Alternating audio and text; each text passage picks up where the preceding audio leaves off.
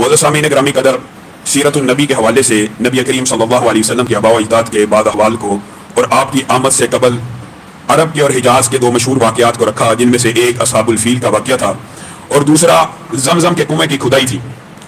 یاد رہے زمزم کے پانی کے بارے میں نبی کریم صلی اللہ علیہ وسلم کی متعدد حدیثیں موجود ہیں کہ یہ کھانے والے کے لیے کھانا ہے، شفا لینے والے کے لیے دوائی ہے، وغیرہ وغیرہ۔ اس کو جس نیت سے پیا جائے یہ وہی کام سر انجام دیتا ہے۔ اس میں اللہ رب العزت نے ایسی برکت رکھی ہے، اور اس پانی کا ایک پروٹوکول بھی نبی کریم صلی اللہ علیہ وسلم کی سنت سے ثابت ہے کہ نبی کریم صلی اللہ علیہ وسلم اس کو قبلہ رخ ہو کر کھڑے ہو کر پیا کرتے تھے۔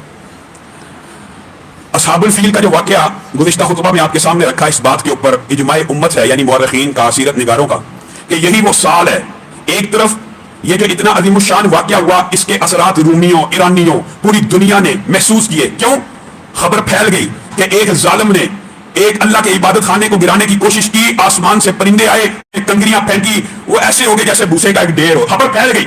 اس خبر کا، اس واقعے کا نبی کریم صلی اللہ علیہ وسلم کے نبوت کے دیباچے کے ساتھ بڑا گہرا تعلق ہے۔ یہ ایک لمبا چوڑا باب ہے، اس کے اوپر مورخین اور تاریخ نگاروں نے بڑا تفصیلی لکھا ہے۔